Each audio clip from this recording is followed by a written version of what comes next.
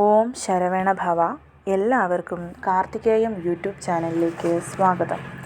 2025 എന്ന ഈ പുതുവർഷത്തെ ഏറ്റവും നല്ല രീതിയിൽ നമുക്ക് മുന്നോട്ട് കൊണ്ടുപോകാനുള്ള 6 വഴികളാണ് ഞാൻ ഇന്ന് നിങ്ങൾക്കായി പറഞ്ഞു തരാൻ പോകുന്നത്. ഇത് ബേസിക് ആയിട്ടുള്ള കാര്യങ്ങളല്ല. തീർച്ചയായും കണ്ടിന്യൂസ് ആയി ഞാൻ ഈ പറയുന്ന കാര്യങ്ങൾ ചെയ്താൽ നല്ല ഫലം നിങ്ങൾക്ക് ലഭിക്കുന്നതായിരിക്കും. ഒരുപാട് നാളുകളൊന്നും വേണ്ട. ഒരു 11 മുതൽ 21 ദിവസം വരെ ഞാൻ ഈ പറയുന്ന കാര്യങ്ങൾ മുടങ്ങാതെ നിങ്ങളൊന്ന് ചെയ്തു നോക്കൂ. അതിൽ നിന്ന് അനുഭവിക്കുന്ന ഫലം എന്താണെന്ന് മനസ്സിലാകുമ്പോൾ തീർച്ചയായും നിങ്ങളിത് കണ്ടിന്യൂ ചെയ്ത് മുന്നോട്ട് പോകുന്നതാണ്. ഒരല്പം ലോങ് വീഡിയോ ആയിരിക്കും, കാരണം നിങ്ങൾക്ക് മനസ്സിലാകുന്ന പോലെ പറയണ്ടേ. അതുകൊണ്ടാണ്. നിങ്ങൾക്ക് സമയമുള്ളപ്പോൾ വേണം ഇത് കേൾക്കാൻ. ഇത് കേൾക്കുക മാത്രം പോരാ, ഇത് പ്രാവർത്തികമാക്കുകയും ചെയ്യണം. അതിനു വേണ്ടിയാണ് ഞാൻ ഈ കാര്യങ്ങൾ പറഞ്ഞു തരുന്നത്. വീഡിയോയിലോട്ട് പോകുന്നതിന് മുമ്പ് ആദ്യമായാണ് നിങ്ങൾ ഈ വീഡിയോ കാണുന്നതെങ്കിൽ സബ്സ്ക്രൈബ് ചെയ്യുവാനും ലൈക്ക് ചെയ്യുവാനും മറക്കരുത്.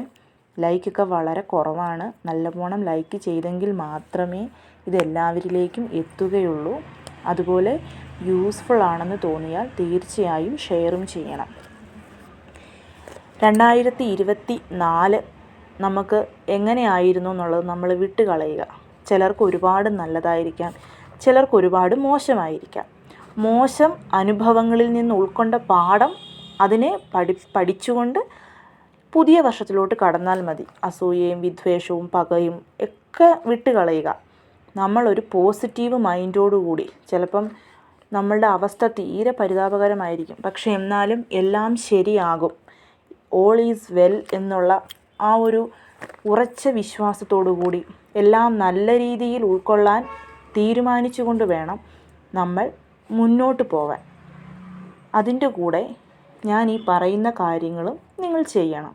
ഞാനിതിൽ ആദ്യം പറയുന്ന 3 കാര്യങ്ങൾ തീർച്ചയായും മുടങ്ങാണ്ട് ഫോളോ ചെയ്യേണ്ട കാര്യങ്ങളാണ്. അത് കഴിഞ്ഞതിന് ശേഷം പറയുന്ന 3 കാര്യങ്ങൾ നിങ്ങൾക്ക് ചോയ്സാണ്. സെലക്ട് ചെയ്താൽ മതി, ഇഷ്ടമുള്ളത് ചെയ്യുക. ഇത് മുഴുവൻ ചെയ്താൽ നല്ല ഫലം കിട്ടും. അത് അവരവരുടെ സ്ഥിതി അനുസരിച്ച്. ഇപ്പോൾ എല്ലാ കാര്യങ്ങളും എല്ലാവർക്കും ഫോളോ ചെയ്ത് പോകാൻ പറ്റില്ലല്ലോ. അപ്പം നമുക്ക് പറ്റുന്നത് എന്താണോ അത് തിരഞ്ഞെടുത്ത് ചെയ്യുക. 2025 എന്ന് പറയുന്ന വർഷം ചൊവ്വാഗ്രഹത്തിൻ്റെ വർഷമാണ്. ഈ വർഷത്തെ റൂൾ ചെയ്യുന്നത് ചൊവ്വാഗ്രഹമാണ്. കാരണം 2025 2 + 2 4, 4 + 5 9 കൂട്ടുമ്പോൾ കിട്ടുന്ന ഈ 9 എന്ന സംഖ്യ ചൊവ്വാഗ്രഹവുമായി ബന്ധപ്പെട്ടിരിക്കുന്നു.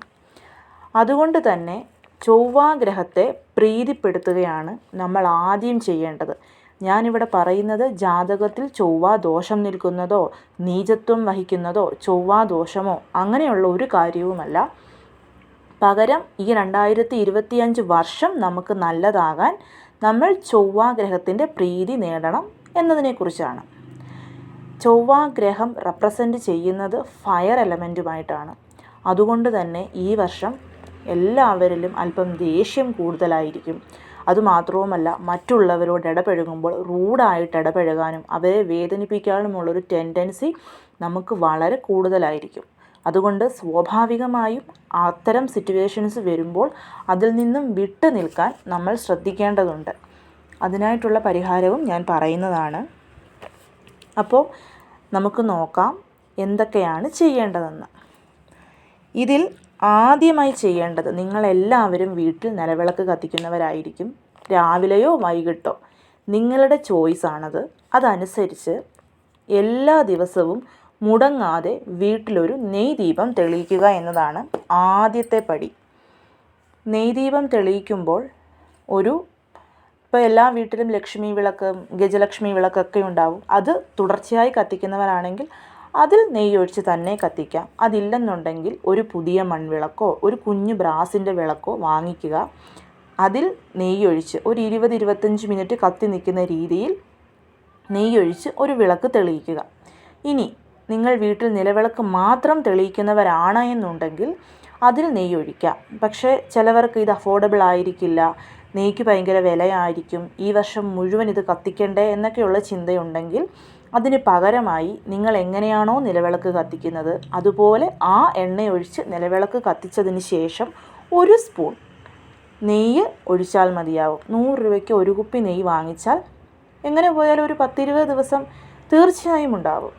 അങ്ങനെ ചെയ്താൽ മതിയാവും. അപ്പം രാവിലെയോ വൈകിട്ടോ കുളിച്ച് ശുദ്ധമായി ഒരു നെയ്വിളക്ക് കത്തിക്കുക. അതാണ് ഫസ്റ്റ് ചെയ്യേണ്ട കാര്യം.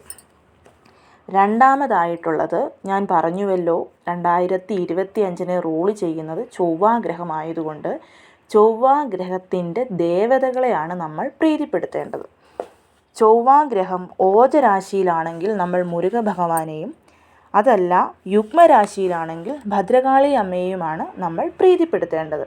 ഇവിടെ ഇപ്പം ആവക ഗണനമൊന്നും നമുക്ക് ആവശ്യമില്ല.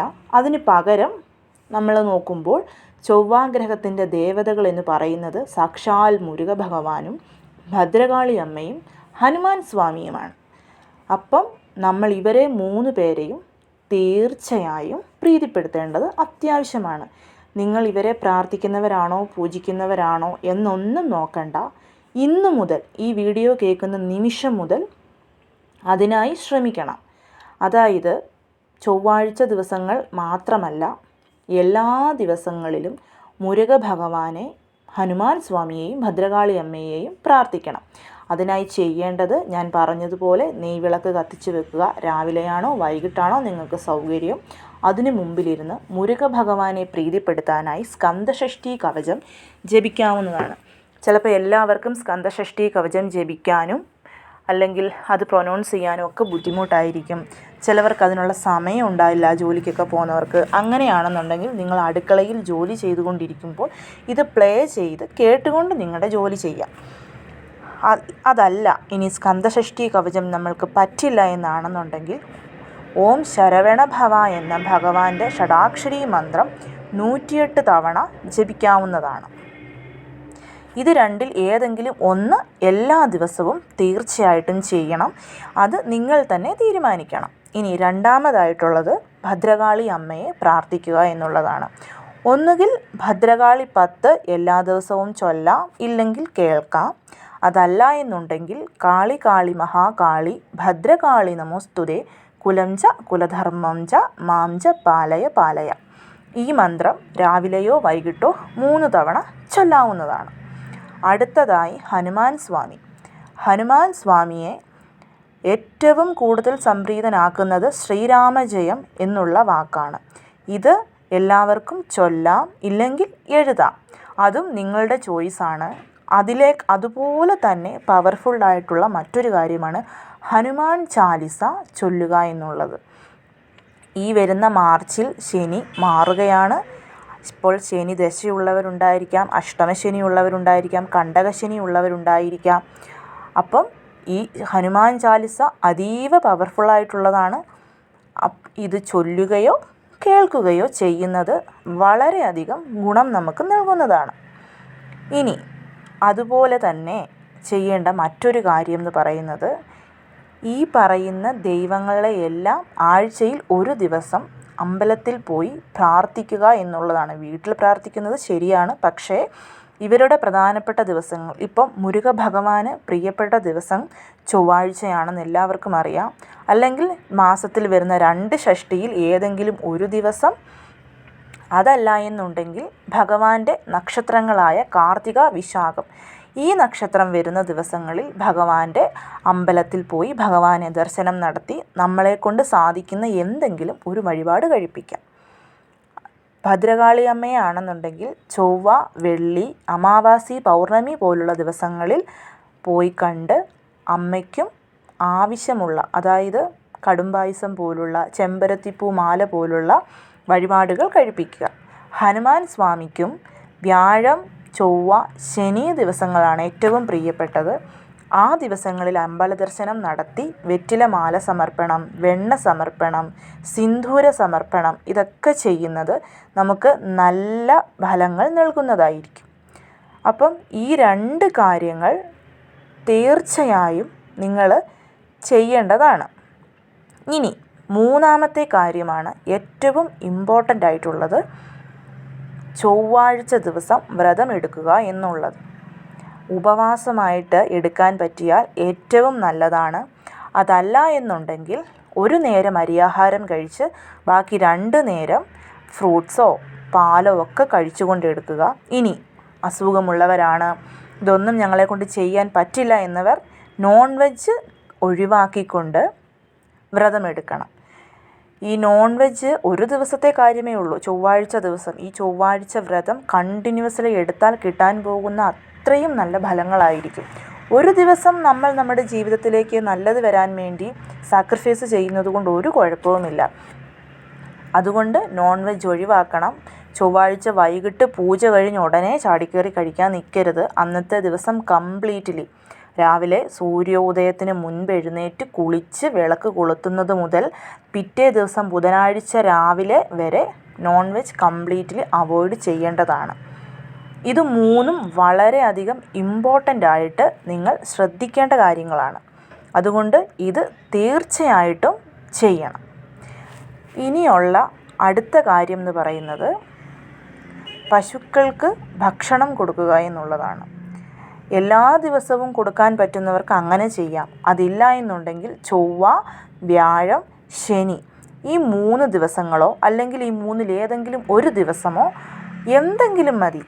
പഴം, ചെറുപയർ, ശർക്കര, ചപ്പാത്തി, പുല്ല്, പച്ചക്കറി, അങ്ങനെ നിങ്ങളെക്കൊണ്ട് എന്ത് സാധിക്കുമോ അത് പശുക്കൾക്ക് ഭക്ഷണമായി കൊടുക്കുക.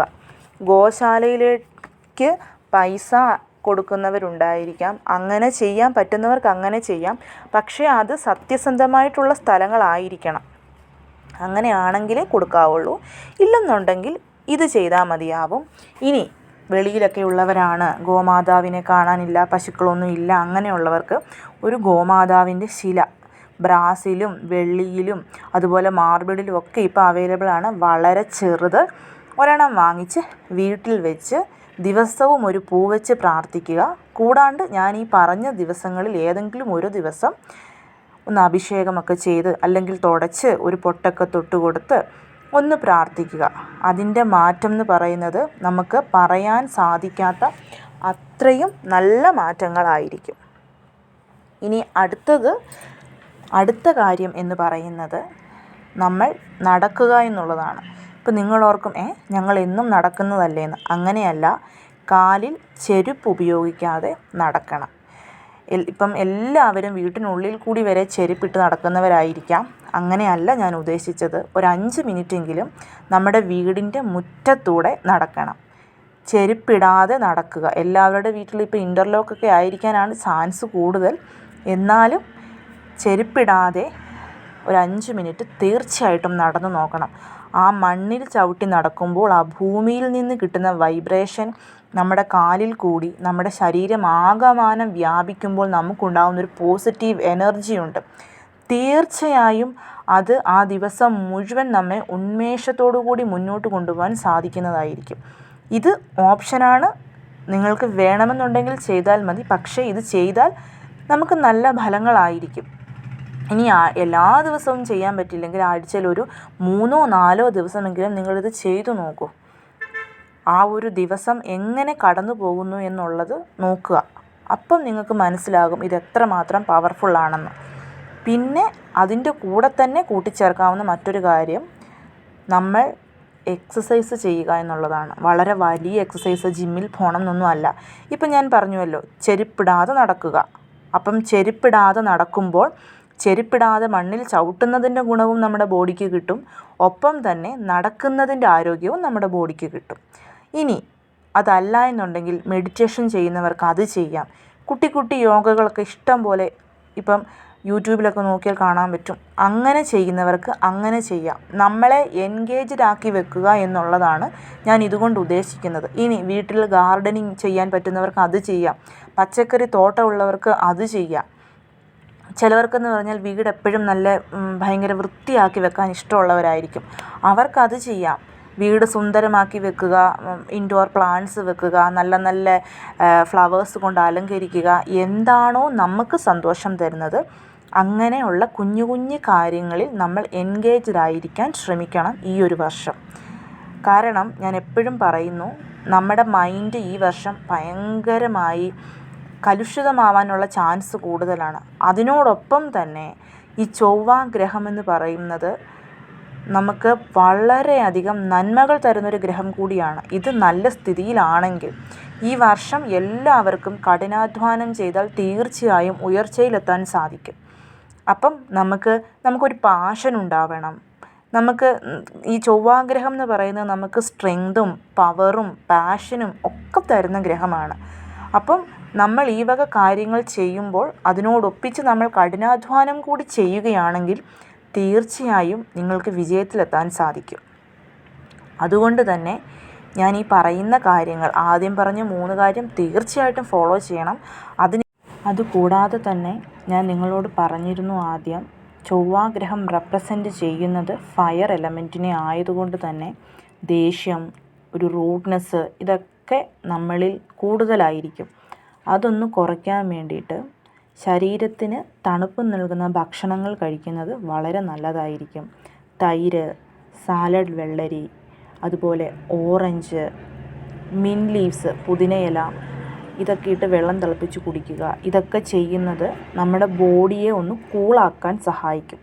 അതായത് ചൊവ്വാഗ്രഹത്തിൻ്റെ ആ ഒരു കാഠിന്യം, ചൂടിൻ്റെ കാഠിന്യം തീർച്ചയായും നമ്മളിലും ഉണ്ടാകും. അത് കൂടുതലും ഈ ചൊവ്വാദോഷം, ചൊവ്വ നീചത്വം വഹിച്ചൊക്കെ നമ്മുടെ ജാതകത്തിൽ നിൽക്കുന്നുണ്ടെങ്കിൽ തീർച്ചയായിട്ടും അതിൻ്റെ ആ ഒരു അളവ് ഇച്ചിരിയും കൂടെ കൂടും. അപ്പോൾ അതുകൊണ്ട് അതിനെ ഒന്ന് കുറയ്ക്കാൻ വേണ്ടി എല്ലാ ദിവസവും പറ്റിയില്ല എങ്കിലും കഴിയുന്ന ദിവസങ്ങളിലൊക്കെ ഈ ഒരു ഭക്ഷണക്രമം കൂടെ ശ്രദ്ധിച്ചാൽ അത് വളരെയധികം നല്ലതായിരിക്കും. ഇതൊക്കെയാണ് 2025 നല്ല രീതിയിൽ മുന്നോട്ട് കൊണ്ടുപോകാൻ നമ്മൾ ശ്രദ്ധിക്കേണ്ട കാര്യങ്ങൾ. ഇനി നമുക്ക് നമ്മുടെ വീട്ടിൽ ചെയ്യേണ്ട കുറച്ച് വാസ്തുപരമായ കാര്യങ്ങളുണ്ട്. അത് ഈ വീഡിയോയിൽ പറഞ്ഞാൽ ഒരുപാട് ലെങ്ത് ആകും, നിങ്ങൾക്ക് ബോറടിക്കും. അതുകൊണ്ട് പാർട്ട് 2 ആയിട്ട് ഞാൻ ആ വീഡിയോ ഇടുന്നതായിരിക്കും. വേണമെന്നുണ്ടെങ്കിൽ കമൻറ്റ് ചെയ്യണം. തീർച്ചയായും ഞാൻ ആ വീഡിയോ ഇടാം. എല്ലാവരെയും മുരുകൻ അനുഗ്രഹിക്കട്ടെ. ഓം ശരവണ ഭവ.